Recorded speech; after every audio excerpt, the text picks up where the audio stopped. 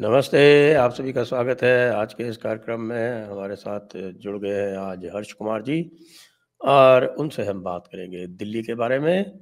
स्वागत है आपका हर्ष जी। आरंभ करने से पूर्व सभी से अनुरोध, सब्सक्राइब कर लें, वीडियो को लाइक कर लें। तो हर्ष जी, रेखा गुप्ता अप्रत्याशित चीफ मिनिस्टर ऑफ दिल्ली? नहीं सर, हमारे लिए अप्रत्याशित नहीं है। हमने तो जो हमारे चैनल के दर्शक हैं वो जानते हैं, मैंने तो नाम उनका जो है 6-7 दिन पहले बता दिया था, रेखा गुप्ता का।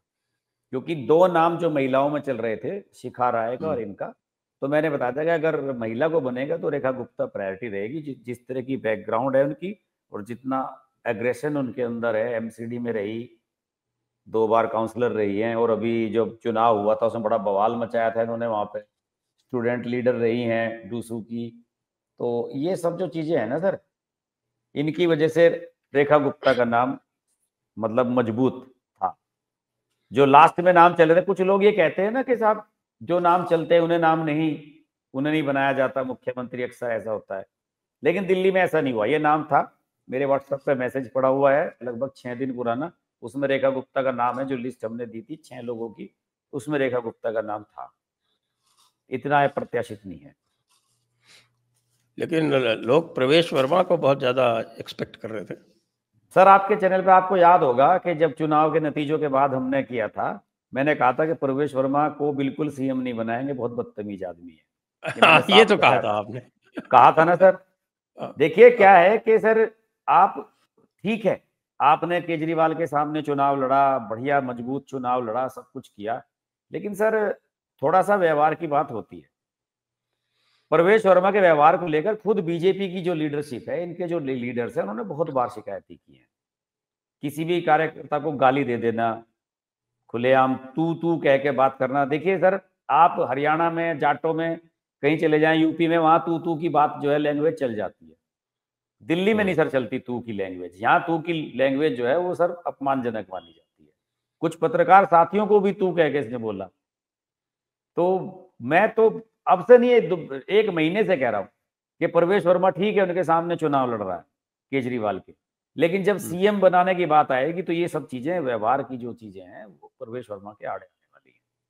और मुझे लग रहा है सर, दिल्ली में महिला को सीएम बना के बीजेपी ने कई और नैरेटिव भी तो ध्वस्त कर दिए कि साहब आपकी जो 21 राज्यों में सरकार है एनडीए की, कहीं आपने महिला को सीएम नहीं बनाया। और दिल्ली में एक परंपरा सी बन गई है महिला सीएम की। सुषमा स्वराज भी रही थी, शीला दीक्षित इतने समय तक रही, अभी आतिशी बन गई थी। तो मुझे लगा कि बीजेपी को शायद इसके दिमाग में कहीं ना कहीं ये भी रहा होगा कि यार इस फंडे को भी खत्म कर दिया जाए, ये महिला को बना दें। जैसे आपके राजस्थान में बड़ी चर्चा थी कि दिया कुमारी बन सकती हैं, जब वसुंधरा का नाम कटा था कि वसुंधरा नहीं बनेगी। दिया कुमारी का बड़े जोर शोर चला, लेकिन उन्हें भी फिर डिप्टी सीएम बना दिया। तो मुझे लग रहा है कि ये बीजेपी ने कई तीर इससे साधे हैं। और एक चीज और है सर, देखिए, दिया कुमारी की बात आई तो दिया कुमारी को तो मुख्यमंत्री इसलिए नहीं बनाया क्योंकि वसुंधरा जी का इतना विरोध था, किसी को बना दो, दिया कुमारी इन्हें नहीं। ना बनाओ।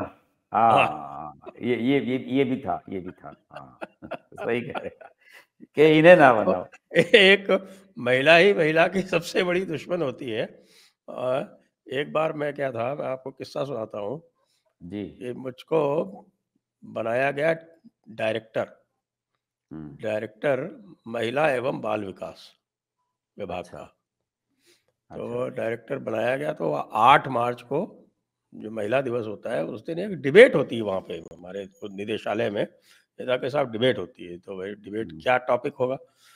तो उन्होंने बताया कि साहब पिछले 20-30 साल से तो हम तो एक ही विषय पर बात करते हैं, क्या कि महिला ही महिला की सबसे बड़ी दुश्मन होती है।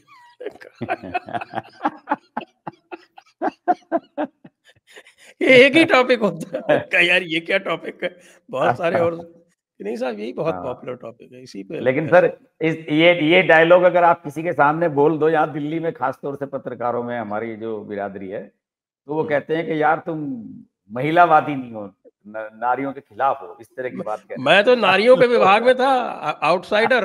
पहली बार किसी पुरुष को महिला विभाग का इंचार्ज बना दिया गया। अरे गजब। और उसके बाद तो फिर हमें महिलाओं की बात तो सुननी ही पड़ती। उन्होंने कहा नहीं साहब यही टॉपिक रहेगा। मैंने कहा अच्छा ठीक है, देवियों यही टॉपिक रखो। मैं क्यों पढ़ूं में। ये तो आपकी भावना है तो हम आपकी हम्म, अंतर्भावना का आदर करेंगे। तो रेखा गुप्ता का सर मुझे एक और भी चीज लगी। आपको याद होगा कि जब भजनलाल शर्मा का नाम बुला तो वसुंधरा से प्रस्तावित कराया गया। तो जिन लोगों का डंक दबाना होता है ना सर, उन्हीं से प्रस्तावित करा देते हैं। अब प्रवेश वर्मा जो है, प्रवेश वर्मा के साथ लगभग 7-8 गांव के जो जाटों के गांव हैं आउटर दिल्ली के, हरियाणा से मिलते हुए इधर से, तो उन सब गांव में बड़ा वो था कि भाई केजरीवाल के सामने प्रवेश वर्मा लड़ रहा है, जाट है तो मुख्यमंत्री बन सकता है, मुख्यमंत्री के सामने लड़ रहा है तो मुख्यमंत्री बनने के चांसेस हैं। तो जाटों ने बड़ा एग्रेसिव होकर वोटिंग किया इस बार बीजेपी की तरफ। जाटों के गांव में 70% तक मतदान, 75, 80% तक मतदान हो गया, इतना हैवी पोलिंग हुआ। तो अब अगर प्रवेश वर्मा को नहीं बनाते तो फिर भाई जाट बड़ा भड़कते, हल्ला गुल्ला करते। तो उन्होंने कहा कि प्रवेश वर्मा के मुंह से ही कहलवा दो। प्रवेश वर्मा के मुंह से कहलवाएंगे तो जाट सोचेंगे बताओ यार, ये तो जब खुद इसी ने नाम ले दिया तो हम किस जाट चीज इतने का भोले नहीं विरोध होते, कर। आप भी जानते हो, जाटों के बीच में रहते हो। सर ऐसा है क्या, परसेप्शन, परसेप्शन की बात कर रहा हूँ सर। मूर्ख तो इतना कोई भी नहीं है, मूर्ख तो इतना कोई भी नहीं होता, सब जानते हैं कि इसके पीछे राजनीति क्या होती है। लेकिन उससे एक मैसेज जाता है कि भाई और प्रवेश जाट जो है वर्मा वो को राजनीति कन्विंस बहुत कर लिया अच्छी गया तरह है। समझते हैं। नहीं, मैंने कहा सर इससे मैसेज ये तो चला ही जाता है ना कि भाई हमारे नेता को कन्विंस कर लिया गया है और उसके मुंह से नाम बुलवाया जा रहा है, तो मान सम्मान की बात है। और अभी तो सर डिक्लेयर नहीं हुआ है, क्या पता डिप्टी सीएम बना दे प्रवेश वर्मा को। चर्चा तो कल कल से चला ही रहे हैं लोग, चैनल वाले तो नाम, तो क्या पता डिप्टी सीएम बना दे। लेकिन कह रहे हैं कि मना कर कि डिप्टी सीएम नहीं बनूंगा, फाइनेंस वगैरह कुछ मिल जाए सर। डिप्टी सीएम के लिए तो बता रहे हैं कि मना कर रहे हैं प्रवेश वर्मा। हाँ तो ये तो ठीक है। वैसे भी डिप्टी सीएम की कोई औकात होती नहीं है। कुछ नहीं है। हाँ सर। डिप्टी सीएम और मिनिस्टर में कोई अंतर होता नहीं है। और राजस्थान हाँ का मैं आपको बताऊं, यहाँ का अनुभव ये है कि और कोई चुनाव हारे ना हारे, जो डिप्टी सीएम होता है वो अवश्य चुनाव हार जाता पहले कौन आ रहा? है। मैं आज से आपको सचिन बताता पायलट, हूँ। सचिन पायलट तो जीत गया सर। सचिन पायलट कहाँ रहा? सचिन पायलट तो हट गया था ना, हाँ हट तो गया था। बीच रास्ते में नहीं डिप्टी सीएम हट गया तो था वो। और डिप्टी सीएम कौन रहा राजस्थान में? मेरे तो कोई याद नहीं आ रहा, बहुत पहले रहा मैं हो तो पता। बताता हूँ आपको। हम्म, वसुंधरा तो डिप्टी सीएम रहने नहीं देती थी किसी को। हम्म, और दूसरी पारी में अशोक गहलोत ने भी नहीं किसी को लिया। पहली पारी में जब अशोक गहलोत थे तो उन्होंने 2 डिप्टी सीएम बनाए। अच्छा। एक थी कमला बेनीवाल हम्म, और दूसरे थे और थे कोई बैरवा थे कोई। हम्म। दोनों चुनाव हार गए। अच्छा। तो वो तो सरकार ही उससे चली गई पहले होगी फिर तो, कांग्रेस की सुनिए, सरकार ही चली गई थी इसमें। उससे पहले भैरव सिंह यादव ने, भैरव सिंह जी ने, भैरव हम्म, सिंह शेखावत जी ने हरिशंकर बावड़ा को डिप्टी सीएम बनाया। अच्छा। हरिशंकर बावड़ा चुनाव हार गए। और भी जितना भी मैंने देखा है, अच्छा यहाँ की बात ही नहीं है, और अन्य स्थानों मनीष पर भी ऐसा सिसोदिया भी होता तो है। आ रहा है सर, मनीष सिसोदिया आ रहा है दिल्ली में, वो भी तो हार गया। क्योंकि होता यह है कि डिप्टी सीएम से एक ये बन जाता है परसेप्शन के साथ, ये तो डिप्टी सीएम है, तो उनके जो अनुयायी होते हैं वो सोचने लगते हैं कि डिप्टी सीएम मतलब सीएम से थोड़ा ही तो कम। लेकिन होता वो केवल एक मिनिस्टर है, वो दूसरे विभागों में दखल कर नहीं सकता। लोगों की आशाएं बहुत बढ़ जाती हैं, उन हाँ आशाओं पर वो खरा उतर नहीं पाता, वो चुनाव सही बात। हारता है। इसलिए सही यदि प्रवेश वर्मा नहीं। ने ये कहा कि मैं डिप्टी सीएम नहीं बनूंगा, तो मैं मानूंगा कि ये बहुत ही समझदारी का काम किया प्रवेश वर्मा ने। हाँ सही करा उसने, बिल्कुल सही बात है सर।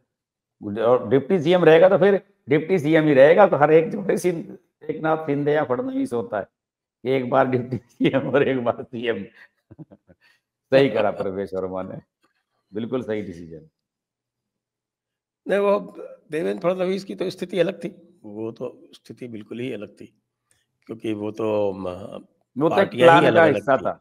हाँ वो प्लान का पार्टियां ही हिस्सा अलग भी अलग था। थी। प्लान का हिस्सा था, योजनाबद्ध था वो, तो इसलिए वो बात अलग है। तो अब ये रेखा कपिल मिश्रा भी मंत्री बन गए हैं साहब, जयपुर डायलॉग की जयपुर डायलॉग्स के सितारे स्टार सितारे कपिल मिश्रा जी जो है और जयपुर डायलॉग्स की भी भागीदारी हो गई मतलब दिल्ली सरकार में। हाँ बिल्कुल सर, बिल्कुल। अगला कार्यक्रम तो है उसमें जो है दिल्ली सरकार के किसी ऑडिटोरियम में जयपुर डायलॉग्स का दिल्ली में कराते हैं, बढ़िया। हाँ सर, केजरीवाल ने पता नहीं क्या क्या सम्मेलन दुनिया भर के करवाए हैं सर, ताल कटोरा में, फलानी जगह। क्या हम नहीं करा सकते? सिरी फोर्ट में करवाते हैं सर आपका कार्यक्रम अगली बार। हाँ, सिरी फोर्ट ऑडिटोरियम में कराते हैं सर, बढ़िया। देखिए हमारा जो सिस्टम है उसमें ऑडिटोरियम फिट नहीं बैठता, होटल ही फिट बैठता है। वो तो उसी फॉर्मेट। अच्छा, मतलब वहाँ वहीं पे हॉस्पिटैलिटी, वही रेजिडेंस, वही सब कुछ, वही। हाँ हाँ, वो सही है, सही कह रहे हो, वो वाला सिस्टम फिट बैठता है। तो अब मंत्रियों के ऊपर क्या कहेंगे आप, जो कैबिनेट बनी है उसके बारे में? सर मंत्रियां कैबिनेट बढ़िया बनाई है सर, बढ़िया। देखिए, जाट बना दिया प्रवेश वर्मा, ठीक है, और आशीष सूद बना दिया जनकपुरी वाला, और पंजाबियों को एड्रेस कर दिया, मनजिंदर सिंह सिरसा को भी बना दिया। सरदारों ने भी इस बार बढ़िया एग्रेसिव होके वोटिंग किया। और ये जो बवाने वाले हैं रविंदर सिंह इंद्राज, दलित को बना दिया, कपिल मिश्रा को बना दिया, और पंकज कुमार सिंह है विकासपुरी वाले ठाकुर है, उसको भी बना दिया। दांतों का डॉक्टर है वो, उसकी वाइफ भी डॉक्टर है, फादर एमसीडी के कमिश्नर रहे हैं इसके। मुझे लग रहा है बढ़िया बढ़िया बना है। और इसमें अगर प्रवेश वर्मा और कपिल मिश्रा को छोड़ दें तो ऐसा कोई खास नाम नहीं है जिनका इस तरह का कोई बैकग्राउंड रहा हो, तो ठीक है, मंत्रिमंडल बढ़िया बना है, काफी बैलेंस है, बढ़िया है। और देखिए सर, क्या है कि दिल्ली में जो है पूर्वांचलियों का कौन रिप्रेजेंटेटिव सर, ये मैंने आपके चैनल पे पिछली बार एनालिसिस किया था, बड़ी रिपोर्ट आई है सर। पूर्वांचलियों ने आम आदमी पार्टी को मैक्सिमम वोट दिया है। ये खुद बीजेपी के नेताओं ने बयान दिए, पूर्वांचलियों ने मैक्सिमम वोट दिया है। कई सर्वे आए हैं इस तरह के, पूर्वांचलियों का वोट अभी भी मैक्सिमम आम आदमी पार्टी को गया है। ये जो 10-12 दिन है सर, इस दौरान पूरा फीडबैक लिया गया कि भाई वोट बताओ किसका किधर गया। तो बटा है वोट पूर्वांचलियों का, ऐसा नहीं है, बड़ा पार्ट उसका अरविंद केजरीवाल को गया है पूर्वांचलियों का अभी भी। इसलिए पूर्वांचली को ना तो चीफ मिनिस्टर के लिए कंसीडर किया और ना ही इसके लिए मंत्री पद के लिए। वैसे करावल नगर तो पूर्व में ही आता है। नहीं सर, करावल नगर की जो अगर ये सीटें देखो सर, ये यूपी से मिलते हुए इलाके, इनकी थोड़ी नेचर अलग है। शाहदरा साइड के इधर आसपास के जो इलाके, इसमें ऐसा नहीं चलता। इधर मिक्स आबादी है, वेस्ट यूपी वाले रहते हैं, उत्तराखंड के बहुत लोग रहते हैं, तो ऐसा नहीं है कि ये बिल्कुल एक्सक्लूसिवली पूर्वांचलियों की सीट है। पूर्वांचली तो हर सीट पे है यहाँ, 10-20-50 हजार तो हर जगह ही मिल जाएंगे, इस कदर है एडजस्टमेंट। अगर इधर हरियाणा साइड को छोड़ दो तो शाहदरा साइड पहले में तो इधर वेस्ट में महाबल मिश्रा जीता करते थे। हाँ बिल्कुल, महाबल मिश्रा भी तो पूर्वांचलियों के वोट जीता था सर। हर सीट पे है, लोगों को लगता है कि नहीं है, हर जगह है। उधर तो बहुत हिसाब किताब, वेस्ट में तो बहुत ज्यादा है इनका। द्वारका साइड में तो पूर्वांचली भरे पड़े हैं सर। इसका लड़का विधायक तो बन गया था आम आदमी पार्टी से, पूरी वसूली करते थे तो सब्जी मंडी में वहां ट्रकों से, इसका लड़का महाबल मिश्रा का। तो इनका अच्छा खासा दबदबा है हर सीट पे। लेकिन ये एक सर्वे आया है और कुछ रिपोर्ट भी आई है कि पूर्वांचलियों ने एक तरफा वोटिंग नहीं किया है बीजेपी की तरफ। पूर्वांचलियों का बड़ा पार्ट, चाहे वो 51 और 49 हो, अरविंद केजरीवाल और आम आदमी पार्टी को गया है, इसलिए किसी को नहीं लिया इसमें। तो ये तो कपिल मिश्रा करावल नगर से, और मोहन सिंह बिष्ट जो है उनको कहा जा रहा था कि साहब मंत्री बनेंगे। ना सर, दरअसल क्या है कि हमने पहले भी बताया था आपके चैनल पे ही कि मोहन सिंह बिष्ट को तो मैं स्पीकर का दावेदार मानता हूँ। सीनियर है वो, लेकिन जैसे विजेंद्र गुप्ता का नाम चला रहे हैं चैनल वाले, तो इसमें भी ये सुनने में आ रहा है कि एक को तो बना देंगे स्पीकर और एक को बना देंगे डिप्टी स्पीकर। क्योंकि विजेंद्र गुप्ता भी जब बीजेपी का मंदा दौर रहा यहाँ पे दिल्ली में, उस समय विजेंद्र गुप्ता जम के लोहा लिया है उसने। खूब बवाल मचाया विधानसभा में, बेचारे को उठा उठा के बाहर फेंकवा देता था केजरीवाल। तो विजेंद्र गुप्ता का भी मान सम्मान होगा। तो ये बात सुनने में आ रहा है कि एक को स्पीकर और एक को डिप्टी स्पीकर बना देंगे, ऐसे एडजस्टमेंट होगा। ऐसे एडजस्टमेंट होगा। मनजिंदर सिंह सिरसा के बारे में आपका क्या विचार है? मैं तो सोचता था कि वो मारवा जो है वो बेटर कैंडिडेट है सिक्स को रिप्रेजेंट करने के लिए। लेकिन सर सिरसा जो है लंबे समय से जुड़ा हुआ है, मारवा तो अभी कुछ समय पहले ही आया था। और अकालियों वाला जो बैकग्राउंड रहा है इसका, मुझे लगता है कि उसका भी थोड़ा सा योगदान है। और सर मनजिंदर सिंह सिरसा पहले भी विधायक रहा है, और मनजिंदर सिंह सर पहले का, भी बीजेपी में था ये। हाँ बीजेपी से रहा है सर। ये 2013 में शायद जीता था, जब इनकी 28 सीटें आई थी, जो 49 दिन वाली सरकार चली थी, उस समय सिरसा विधायक जीते थे रजौरी से। तो हाँ। मुझे लगा कि पुराना आदमी हो गया और अब काफी तरह से बोलचाल में भी ठीक है, और सोशल मीडिया पे बड़े एक्टिव हैं। कुछ पंजाब का कुछ सोच के चल रहे होंगे, पंजाब में इनका थोड़ा सा ठीक ठाक है, वहाँ है संबंध सिरसा के। और सर आप देखिए कुछ चीजों में कुछ आपकी जो बैकग्राउंड है और आपका जो वेल्थ है वो भी सर आपके साथ चली जाती है। सिरसा जो है सबसे रईस उनमें से है, विधायकों में से दिल्ली के, मनजिंदर सिंह सिरसा। ये चीजें भी कहीं ना कहीं दिमाग में तो रहती हैं। अच्छा, रईस विधायकों में से। अरे सर ये और एक वो थे, वो जो मंदिर प्रकोष्ठ वाले, में नाम भूल गया इनका, जो बीजेपी के विधायक बने, वो जिनका तो सीएम के लिए भी नाम चला था, क्या नाम है, मिस कर गया मैं।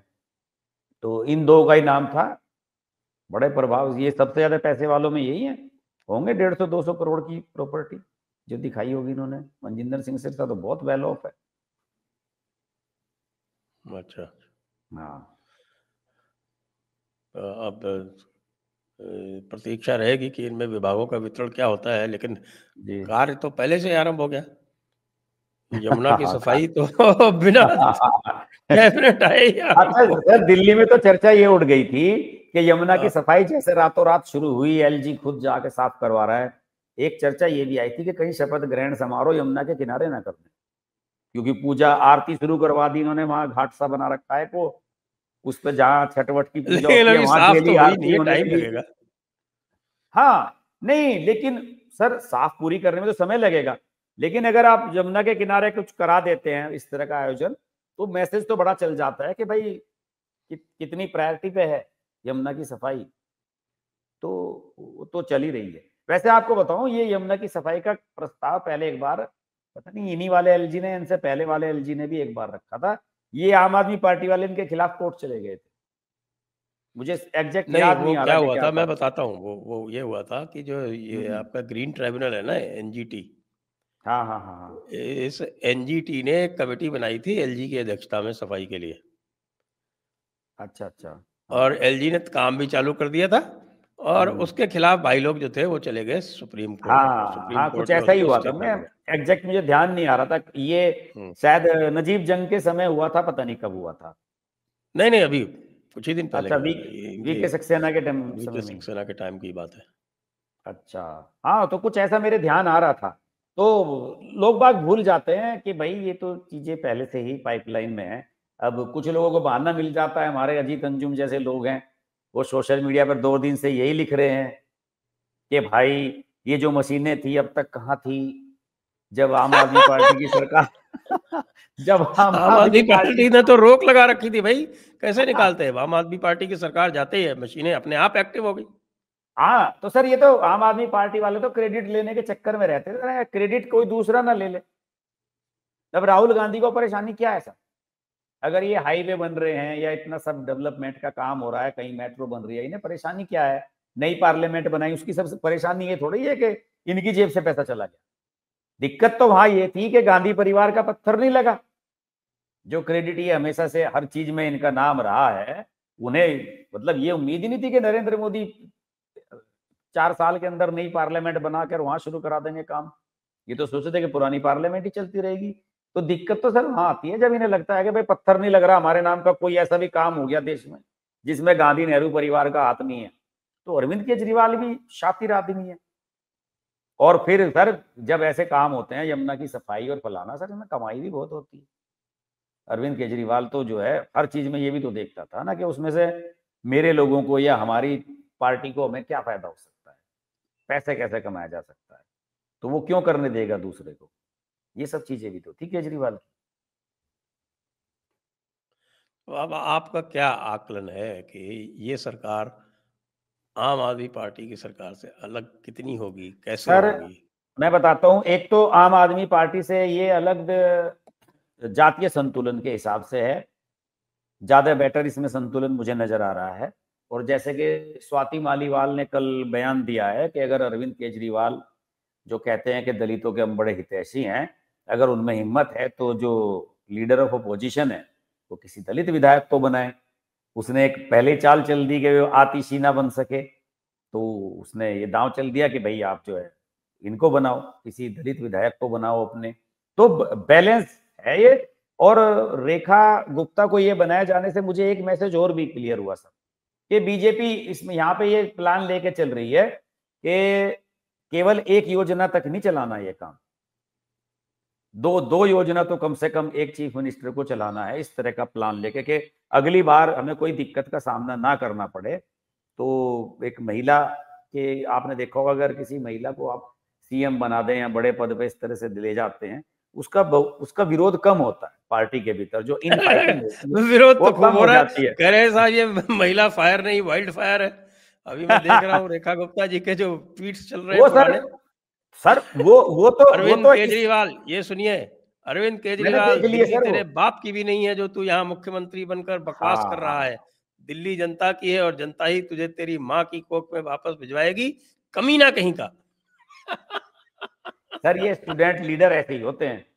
अलका लांबा और ये एक साथ ही बनी थी स्टूडेंट लीडर, जब एक ही उसमें 95 में हाँ, वो हाँ, प्रेसिडेंट हाँ, बनी थी, ये सचिव बनी थी। तो सर हाँ। स्टूडेंट लीडर का जो एक बेसिक आक्रामक नेचर होता है ना, वो तो सर बना ही रहता है, वो है। और ये इसमें तो सारे आक्रामक लोग हैं सर, परवेश वर्मा, सिरसा, कपिल मिश्रा, सारे आक्रामक। एक ये डॉक्टर साहब हैं बेचारे विकासपुरी वाले, दांतों के डॉक्टर हैं, ये पंकज कुमार सिंह, इन्हें छोड़ दूं तो सारे आक्रामक और वोकल लोग। तो इन्हें लग रहा होगा कि भाई आम आदमी पार्टी वाले जो है हल्ला गुल्ला करेंगे, सेशन के समय में दिक्कतें भी होंगी पैदा, तो सर वहां भी तो चाहिए ना बोलने के लिए। जैसे वहां यूपी में योगी जी बोलते हैं, तो यहाँ पर भी कुछ ऐसे लोग चाहिए ना जो आक्रामक तरीके से बोले। एग्रेशन है इस, मतलब इस टीम में एग्रेसिव टीम तो है ही, ऐसी टीम तो बनाई है। अच्छा ये बताइए कि अब चूंकि हम दिल्ली की ही बात कर रहे हैं, तो अब अरविंद केजरीवाल जी आगे क्या करेंगे? इनका क्या रोल रहेगा? ये क्या पंजाब अरविंद जाएंगे क्या? भगवंत मान को विस्थापित करेंगे क्या? नहीं सर, भगवंत मान तो अब 2027 में जब चुनाव आएगा सर, तो उसके बाद ही डिसाइड होगा। अभी तो इनकी इतनी हिम्मत नहीं है। देखिए यहाँ आप याद कीजिए कि इन्होंने ये भी कहा था वहां पे पंजाब में कि अगर हमारी सरकार बनती है तो हम दलित को सीएम बनाएंगे। ये खूब उस समय बयान दिया था केजरीवाल ने। लोग भूल जाते हैं कि केजरीवाल ने ये बात भी कही थी, क्योंकि चन्नी उस समय सीएम था कांग्रेस की तरफ से। तो अरविंद केजरीवाल ने बयान दिया था वहां जाके। तो सर नाराजगी है। और आज के दौर में लोग ये तक कह रहे हैं कि अगर आज के दौर में चुनाव हो जाए अभी 2-4 महीने के अंदर, तो 10-12 सीटों पर सिमट जाएगी आम आदमी पार्टी पंजाब में। इतनी खराब रेपुटेशन है सरकार की हर हिसाब से, अधिकारियों में, एडमिनिस्ट्रेशन में, पॉलिटिशियंस में, आम जनता में गालियां दे रहे हैं सब सरकार को। तो अब तो अरविंद केजरीवाल को वहां चुनाव से पहले कुछ करना तो सर ये रिस्की होगा। वरना फिर अगर ये ऐसा करेगा और सरकार नहीं आती है, हारेंगे, तो फिर क्रेडिट उसी को चला जाएगा कि भाई केजरीवाल ने इतनी बड़ी गलती की, भगवंत मान रहता तो शायद क्या कुछ बात बन जाती। तो पंजाब में नहीं जाएगा अरविंद केजरीवाल। ये तो बाद में डिसाइड होगा सर, 2027 के चुनाव में अगर ये जीतते हैं तो तब तो जरूर कोशिश करेगा, लेकिन अभी तो दिल्ली में ही रहेगा। तो हो करेगा सकता क्या है सर, दिल्ली में? अब सर दिल्ली कुछ में भी तो नहीं वो कर विधायक सकता। भी नहीं है। कुछ तो सर कुछ भी नहीं कर सकता, और क्या करेगा, घर ही बैठेगा, क्या करता और और सर। जो कोई भी लीडर है वो अपोजिशन बनेगा, उसके स्टेटस इससे बड़ा हो जाएगा। हाँ, वो तो उसी लिए तो वो स्वाति मालीवाल कह रही है बार बार कि भाई किसी दलित को बनाओ। वो इसलिए तो चाहती है कि भाई ये जो है आतिशी ना बने। और स्वाति मालीवाल तो आजकल सर बड़े बड़े लंबे लंबे इंटरव्यू दे रही है। वो उसका तो अगला टारगेट पंजाब ही है। वो यहाँ अब उसने ये प्लानिंग बनाई है स्वाति मालीवाल ने कि मुझे अरविंद केजरीवाल को दलित विरोधी साबित करना है कि ये दलितों का बहुत अच्छा। बड़ा विरोधी है। हाँ, तभी तो वो कह रही है कि आपने पंजाब में दलित का वायदा किया, बना दिया जाट को। और यहाँ जो है आप यहाँ आपके जो वो थे यहाँ के वो थे क्या नाम था उसका, वो छोड़ के चला गया था इनका MLA Patel Nagar reserve seat वाला, जो आम आदमी पार्टी से बीजेपी में चला गया था। उसने आरोप लगाया था गौतम के, हाँ, कि भाई ये जो है दलित विरोधी है और ना संगठन में दलितों को प्रेफरेंस देता है, ना मंत्रिमंडल में, ना ढंग का विभाग देता है, किसी को वैल्यू नहीं करता दलित वोटों की। तो अब जो इसका विरोधी गुट है party with in party, Kejriwal का जो विरोधी है, अब उस पार्टी को वो दलित विरोधी, क्योंकि आपको तो पता है कि पंजाब में एससी वोट का कितना दबदबा है, 35-40% तक का रेशो है हर जगह। तो उसी लिहाज से चल पड़े उनकी पॉलिसी के। अब अगला टारगेट जो है पंजाब से बाहर इनको करवाना है। तो ये चलेगा। तो सर अरविंद केजरीवाल पंजाब तो जाएगा तो 2027 के बाद ही सोचेगा। 2027 में अगर सरकार बनाने की स्थिति आएगी तो जा सकता है। वैसे केजरीवाल को सर अब नए स्टेट को एक्सप्लोर करना चाहिए। वो अपने घर क्यों नहीं जाता हरियाणा? मेरे तो ये गया तो था इस बार, कितने सारे उसने लड़े, 68 कैंडिडेट नहीं, उतारे। अगर सर वो ये कह दे कि मैं इस बार हरियाणा से चुनाव लड़ूंगा, अगली बार हम हरियाणा में सरकार बनाएंगे, ऐसा क्यों नहीं कहता? साहब हरियाणा बहुत दूर है, 5 साल दिल्ली क्या से करेगा वो? सर दिल्ली से पहले है फिर भी, लेकिन सर अब कर तो कुछ भी नहीं सकता।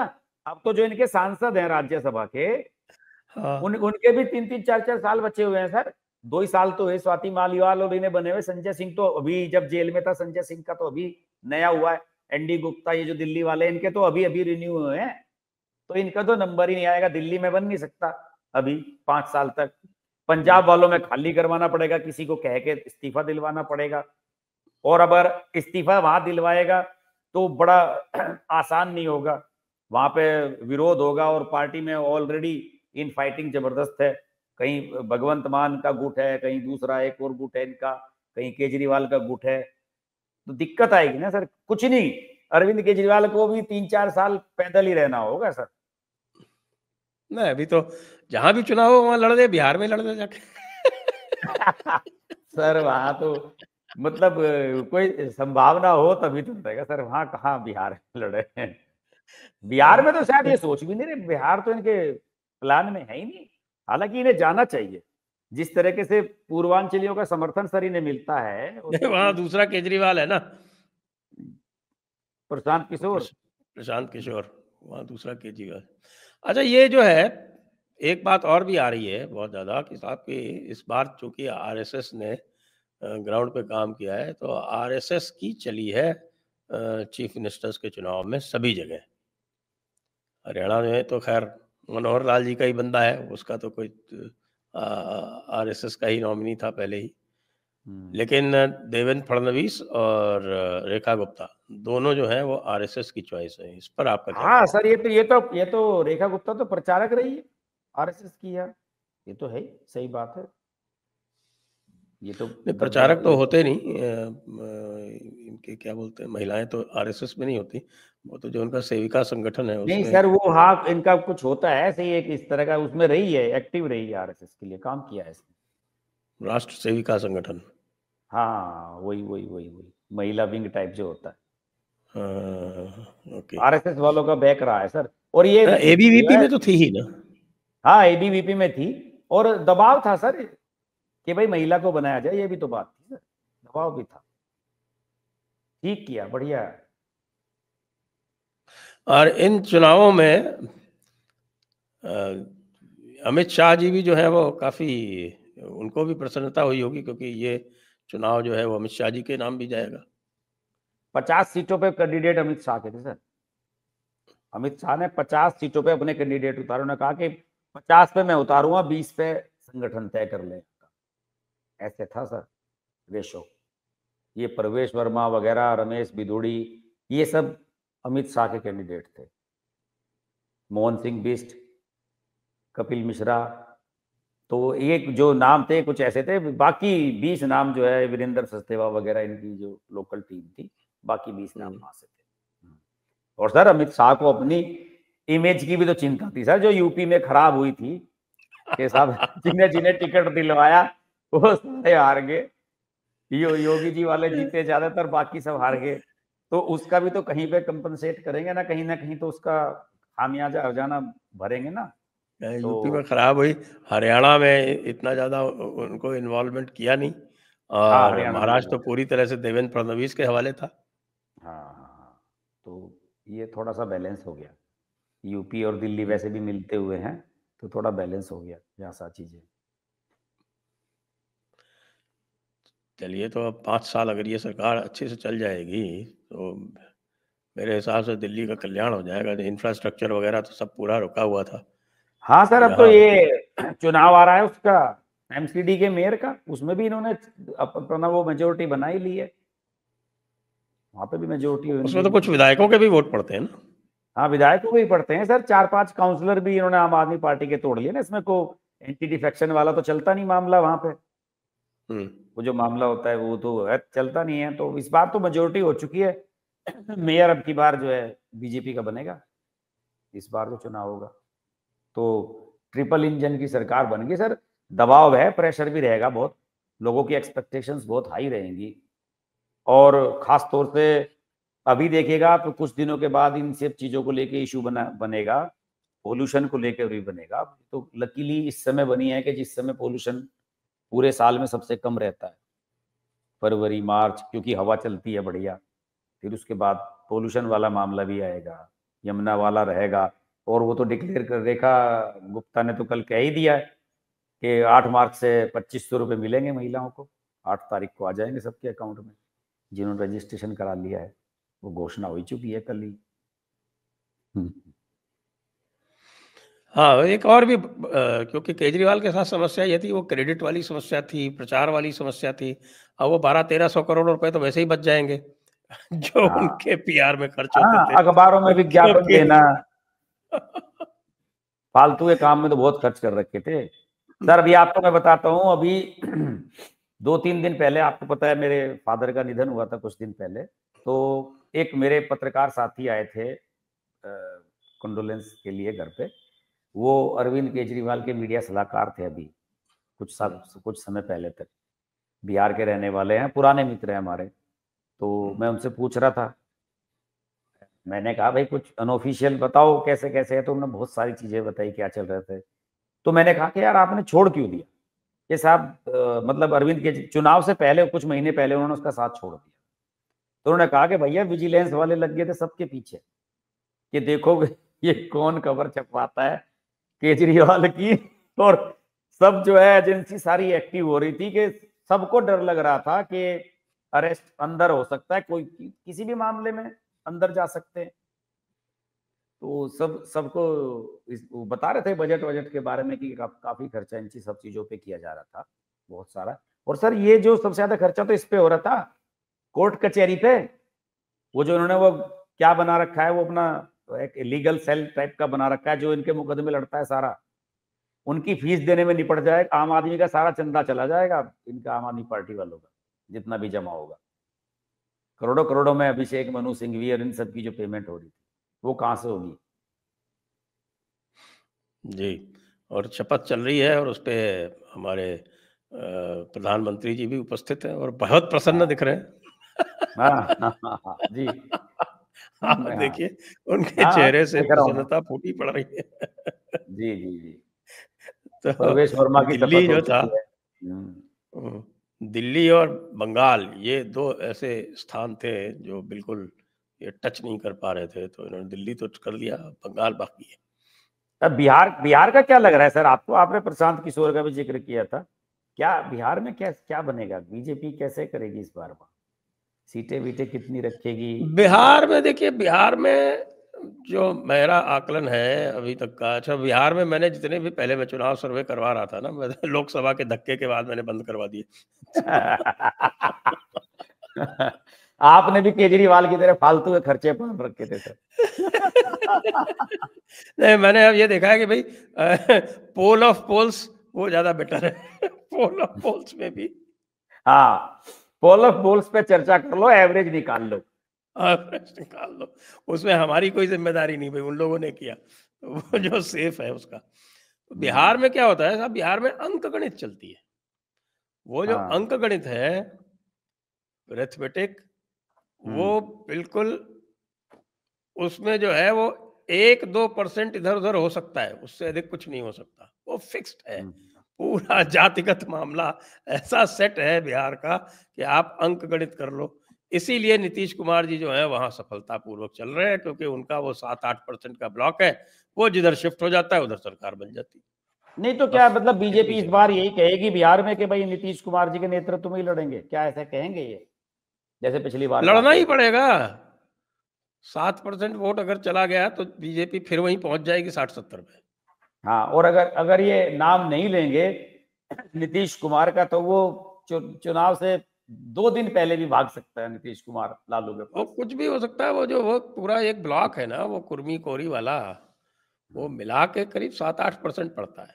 वो सात इन्होंने बहुत कोशिश कर ली कोरी को अलग करके, ये करके कुछ करके, लेकिन वो नीतीश कुमार ने अपना वो 7% 8% वोट जो है वो बिल्कुल पकड़ के रखा हुआ, वो छूटा नहीं उसमें, बिल्कुल कमी नहीं आई उसमें।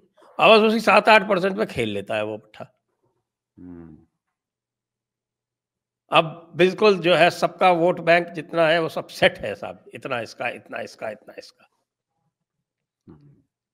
लेकिन तो प्रशांत किशोर का भी तो कुछ होगा नहीं सर? प्रशांत किशोर ने तो डैमेज इन्हीं को किया ना, कि अभी जो चुनाव हुए थे, बाईपोल्स हुए थे, 5 बाईपोल्स हुए थे, और 5 में से जहाँ जहाँ जो आरजेडी की सीटें थी, 2, एक इमामगंज थी, एक और थी, 2 जगहों पे प्रशांत किशोर की पार्टी ने अच्छा वोट लिया, तो आरजेडी की सीट जो है वो चली गई एनडीए को। मुझे लग रहा है कि प्रशांत किशोर के साथ मुसलमान मांझी भी की साथ पार्टी जुड़े। जीत गई।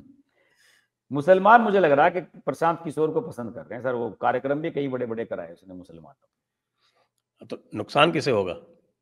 हाँ, आरजेडी को ही होगा। लेकिन दिलचस्प हालांकि चुनाव लोग होगा साहब, बिहार का चुनाव दिलचस्प होने वाला है। बंगाल का तो कुछ कह नहीं सकते, लेकिन बिहार का बड़ा दिलचस्प होगा सर चुनाव, मजा आने वाला है। बिहार के चुनाव में दिलचस्पी केवल प्रशांत किशोर के कारण है, और बाकी वहां और हाँ कुछ हाँ दिलचस्प नहीं हाँ है। हाँ हाँ हाँ, वही प्रशांत किशोर क्या करने वाला है, उसके साथ कौन जाने वाला है, क्या स्थिति उसकी बन के आएगी, उसकी दिलचस्पी तो है लोगों में कहीं। लेकिन इसका असर भी हो सकता है सर, रिवर्स भी हो सकता है मामला, कि साहब जो केजरीवाल का हश्र हुआ, हो सकता है कि अगर ये देखे बीजेपी और ये सब बाकी दल हैं, लालू एंड पार्टी, अगर ये दिल्ली का उदाहरण जनता के सामने रखे कि भाई ये देखो दिल्ली में जो गलती हुई थी, तुम गलती मत करना, वोट खराब मत करना अपना, तो हो सकता है कि प्रशांत किशोर साफ भी हो जाए, कोई ऐसा स्ट्रॉन्ग वो ना निकल के सामने आए। तो जो रामलीला मैदान पूरा भरा हुआ है सर। हाँ जी हाँ बिल्कुल, 1,000 बसें लगा रखी थी सर, हर क्षेत्र से बसें आई थी। ये तो सुबह से चल रहा था, 9 बजे से 8 बजे से ही, जबरदस्त। तो रामलीला कपिल ग्राउंड को मिश्रा। तो सर भरने में देर नहीं लगती। रामलीला ग्राउंड के एक तरफ तो नई दिल्ली स्टेशन है, दूसरी तरफ पार करें तो दरियागंज का पुरानी दिल्ली का इलाका है, सारे पहुंच जाते हैं, भाजपा के जितने भी कार्यकर्ता है पैदल पहुंच जाते हैं सर वहां, कई हजार लोग। कनॉट प्लेस बिल्कुल पार है, एक पुल पार करो कनॉट प्लेस से तो रामलीला ग्राउंड आ जाता है। तो ये बड़ा ऐसा ऐसा सेंटर है कि वहां पैदल बहुत दुनिया पहुंच जाती है देखने के लिए। तो दिल्ली में तो सर मीडिया, 1,000 तो लोग मीडिया के ही हैं, भरे पड़े रहते हैं। कपिल कपिल मिश्रा जी भगवे में हैं उपस्थित। हाँ जी हाँ, वो शपथ ले रहे हैं, भगवे में पूरा साफा भगवा डालो। कुर्ता पहना हुआ है। कपिल मिश्रा ने बड़ी अपनी पर्सनैलिटी को एकदम एकदम 180 डिग्री पलटा। आम आदमी पार्टी में जब कपिल मिश्रा थे तो कुछ और थे, और उसके बाद जब ये बीजेपी में आए तो बिल्कुल ही इन्होंने तो परिवर्तन भयंकर रूप से कर दिया। मैं हिंदू योद्धा की इन्होंने छवि बनाई और उस पर टिके रहे, हाँ हिले नहीं हाँ बिल्कुल। हाँ हाँ, और उसे लगातार मजबूत करते रहे। और वो जो हिंदू इकोसिस्टम वाला जो इन्होंने चलाया वो भी काफ़ी सफल रहा, और उसका भी मुझे हाँ इनको परिणाम भी मिला, सीट भी अच्छी दे दी इनको करावल नगर। सर पसंद पिछली पसंद बार की तो सीट दी, पसंद की हाँ। सीट दी। अब मोहन सिंह बिष्ट को शिफ्ट करा वहां से। मोहन सिंह बिष्ट तो बहुत सीनियर आदमी है, उनको शिफ्ट करा इनके लिए, तो इसका मतलब पार्टी कपिल मिश्रा को वैल्यू कर रही थी, मैटर करते हैं वो। ये सर देखिएगा, ये केजरीवाल के जो है अभी कितनी फाइलें खुलवाएगा कपिल मिश्रा, यही काम करने वाला। अब मेरी तो दिलचस्पी ये है कि कपिल मिश्रा को डिपार्टमेंट कौन सा दे रहे हैं। अगर ये एक अलग एजुकेशन से हेल्थ वगैरह, अलग से केजरीवाल डिपार्टमेंट बनाना चाहिए, वो देना चाहिए कपिल मिश्रा को। या केजरीवाल या आम आदमी पार्टी का पोल खोलो डिपार्टमेंट कुछ ऐसा देते हैं इनको। तो सारी जो फाइलें हैं इनकी, जो वहां पे दिल्ली सेक्रेटरी में रखी हुई हैं, सील कर रखी हैं इन्होंने 8-10 दिन से, वो सारी का जो है केजरीवाल कपिल मिश्रा को ठेका दे दें कि खुलवाओ और सब में पुराने में मुकदमे शुरू करवाओ। ऐसे ही होना चाहिए सर। तो आइए आज की चर्चा को अब विराम देते हैं। जी, सभी दर्शकों को बहुत बहुत धन्यवाद, हर्ष जी को बहुत बहुत धन्यवाद। जय हिंद, जय भारत, वंदे मातरम।